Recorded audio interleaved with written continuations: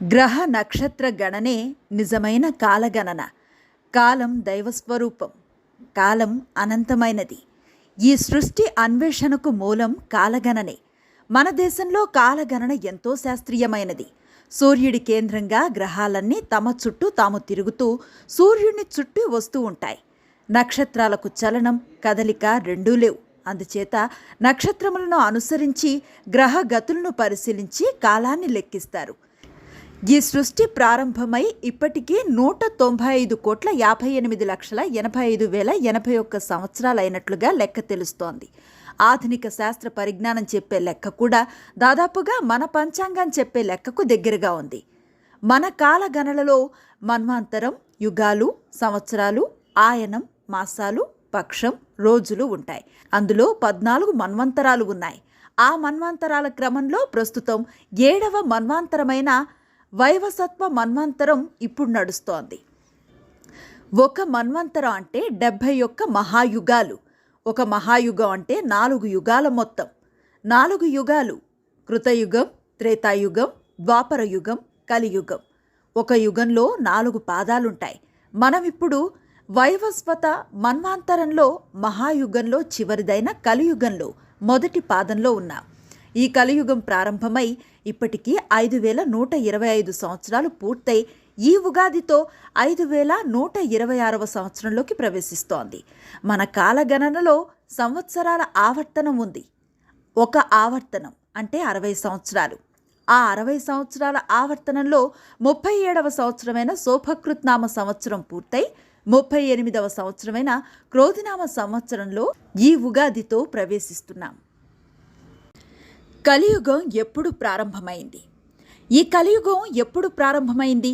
ద్వాపర యుగ అంతంలో జరిగిన మహాభారత సంగ్రామం తర్వాత 36 సంవత్సరాలకు కలియుగం ప్రారంభమైంది. కలియుగం ప్రారంభమైందని చెప్పటానికి ప్రమాణం ఏంటి? కలిశకం గ్రహ గమనాల ఆధారంగా చెప్పారు. కలియుగం ప్రారంభం రోజు ఆకాశంలో 7 గ్రహాలు మేషరాశిలో ఉన్నాయి. ఆ 7 గ్రహాల్లో శని, గురువు, కుజుడు, సూర్యుడు, శుక్రుడు, బుధుడు, చంద్రుడు.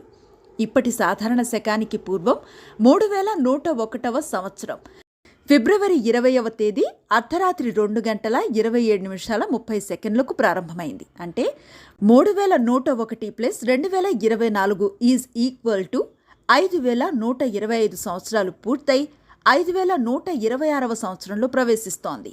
కలియుగం ప్రారంభమైన రోజు అర్ధరాత్రి శ్రీకృష్ణుడిచే నిర్మాణం చేయబడిన ద్వారక పట్టణం సముద్రంలో కలిసిపోయింది.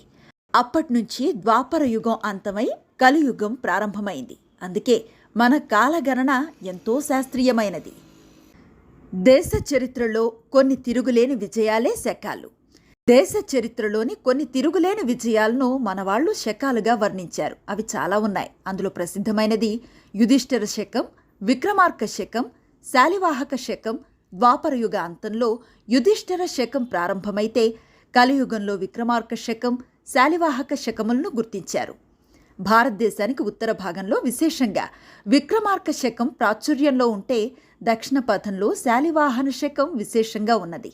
ఈ దేశ చరిత్రను మలుపు తిప్పిన ఘట్టాలను పదే పదే జ్ఞాపకం చేసుకుంటూ మనలో ధర్మనిష్ట, పౌరుష పరాక్రమాలు పెంపొందించుకోవటం ప్రధాన లక్ష్యంగా అవి మనకు కనబడతాయి. ఆ శకాల గురించి సంక్షిప్తంగా తెలుసుకునే ప్రయత్నం చేద్దాం. యుధిష్ఠిర శకం ద్వాపర యుగం అంతంలో జరిగిన కురుక్షేత్ర సంగ్రామం అనంతరం ధర్మరాజు సామ్రాట్గా పట్టాభిషేకం జరిగిన రోజు నుంచి యుధిష్ఠిర శకం ప్రారంభమైంది. అది కలియుగానికి పూర్వం 36 సంవత్సరంలో. అంటే ఇప్పటికీ 5,124 + 36 ఈజ్ ఈక్వల్స్ టు 5,160. 5,155 సంవత్సరాలు పూర్తయి 5,160వ సంవత్సరంలో ప్రవేశిస్తోంది. కురుక్షేత్ర సంగ్రామం తర్వాత ధర్మరాజు 36 సంవత్సరాల పాటు రాజ్య పాలన చేశాడు. యుధిష్ఠిర శకం మనకిచ్చే సందేశం ఏమిటి? ఎప్పుడైనా అంతిమ విజయం ధర్మానిదే. మహాభారత సంగ్రామం ధర్మానికి, అధర్మానికి మధ్య జరిగిన భీకర పోరాటం. అది ధర్మం జయించిన వేళ. విక్రమార్క శకం. విక్రమార్క శకం కలియుగంలో 3044 సంవత్సరంలో ప్రారంభమైంది. అంటే 5,125 - 3,044 ఈజ్ ఈక్వల్స్ టు 2081. 2080 సంవత్సరాలు పూర్తయి 2081లో ప్రవేశిస్తోంది. దాన్ని బట్టి సాధారణ శకానికి పూర్వం 57లో విక్రమార్క శకం ప్రారంభమైంది. ఆ లెక్క ప్రకారం 2024 + 57 = 2081. 2080 పూర్తయి 2081లో ప్రవేశిస్తోంది. 2081 సంవత్సరాల పూర్వం ఉన్న విక్రమార్కుడి కాలంలో భారతదేశం మీద శకులు దండయాత్ర జరుగుతుండేది. చిన్న వయసులోనే విక్రమార్కుడు ఆ దాడులను తిప్పికొట్టేందుకు ప్రయత్నాలను ప్రారంభం చేశాడు. 5 సంవత్సరాల వయస్సులో విక్రమార్కుడు అరణ్యంలోకి వెళ్లి 12 సంవత్సరాల పాటు సుదీర్ఘ సాధన చేసే అద్భుత శక్తులను సంపాదించాడు. అతను మాళవ ప్రాంతంలో ఉజ్జాయినిని రాజధానిగా చేసుకుని పరిపాలనను ప్రారంభించాడు. ఉజ్జాయిని మహాకాళిని దేవాలయం ఉన్నది. అది జ్యోతిర్లింగాలలో ఒకటి. విక్రమాదిత్యుడు శకులు, హనులను జయించటానికి భయంకరమైన యుద్ధాలు చేశాడు. శకుల బాధ మనకే కాదు, ఇప్పటి అరేబియా, బాబిలోనియా, పర్షియా దేశాలకు కూడా ఉండేది. ఆ దేశాల రాజుల పిలుపుపై విక్రమార్కుడు అక్కడికి వెళ్లి అక్కడి నుంచి శకులను తరిమివేశాడు. అందుకే ఆ అరబ్ దేశాల ప్రజలు విక్రమాదిత్యుని తమకు స్వేచ్ఛా స్వాతంత్ర్యాలు ప్రసాదించిన రాజుగా కీర్తిస్తారు. అరేబియాలో మహాదేవుని మందిరాన్ని నిర్మాణం చేశారు. అలాగే విక్రమార్కుడు అయోధ్య పట్టణంలో రాముడు జన్మించిన స్థలాన్ని గుర్తించి అక్కడ భవ్యమైన రామమందిర నిర్మాణం చేశాడు. ఈ విషయాలన్నీ కాళిదాసు రచించిన గ్రంథాల్లో మనకు కనిపిస్తాయి. శకుల నుంచి ఈ దేశాన్ని కాపాడిన విక్రమాదిత్యుడి పేరుతో అప్పటి నుండి విక్రమార్క శకం ప్రారంభమైంది. శాలివాహక శకం. శాలివాహన శకం ఇది కలియుగంలో 3179లో ప్రారంభమైంది. అంటే 5125 - 3179 = 1946. ఇప్పుడు 1946లో ప్రవేశించింది.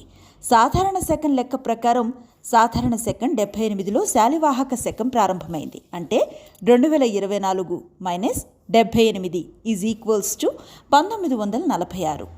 1946లో ప్రవేశిస్తుంది. శాలివాహనుడు విక్రమాదిత్యుని మునిమనవడు. శాలివాహనుడు శకులను, చీనులను, తార్తారులను, బాహ్లీకులను, కామరూప దేశీయులుగా కిరాతాది మ్లేచ్చులను, రోమనులను, సట్లైన ఖొరసా దేశస్థులను జయించి వారు దోచుకొని పోయిన ధనరాశులను తిరిగి స్వాధీనం చేసుకుని వారిని దండించినాడు. సింధు నదికి తూర్పున గల భారతదేశం ఆర్యస్థానమని, సింధు నదికి పశ్చిమాన గల దేశము మ్లేచ్ఛ దేశమని హద్దులు ఏర్పరిచి దిగ్విజయంగా విజయం సాధించిన వేళ నుండి శాలివాహన శకం ప్రారంభమైంది. శాలివాహన శకం విక్రమశకం తర్వాత 135 సంవత్సరాలకు ప్రారంభమైంది. శాలివాహనుడు ఈ దేశంలో 3 రాజధానులు ఏర్పాటు చేసుకొని ఒకే ఛత్రం కింద ఈ దేశాన్ని పాలించినాడు. ఈ విజయానికి చిహ్నంగా శాలివాహన శకం ప్రారంభమైంది. ఆయన కాలంలో ఈ దేశంపై దాడి చేసిన విదేశీయులను సంపూర్ణంగా నాశనం చేసి భారతదేశాన్ని శక్తివంతం చేశాడు. ఇటువంటి విషయాలు జ్ఞాపకం చేసుకునేందుకు యుధిష్ఠిర, విక్రమార్క, శాలివాహన శకాలు ఏర్పడ్డాయి. అవి ఇప్పుడు మనకిచ్చే సందేశం ఏమిటంటే 1000 సంవత్సరాలు భావదాస్యాన్ని వదిలించుకొని హిందుత్వ జాగరణతో, జాతీయ పునరుజ్జీవనంతో, స్వాభిమానంతో ఈ దేశం ప్రపంచంలో నిలబడి ప్రపంచానికి శాంతి బాటలు వేసే మరో కొత్త శకం ప్రారంభించుకోవాలని పిలుపునిస్తోంది. ఈ క్రోధినామ సంవత్సరం అందరికీ అటువంటి ప్రేరణ ఇవ్వాలని కోరుకుంటూ అందరికీ ఉగాది శుభాకాంక్షలు.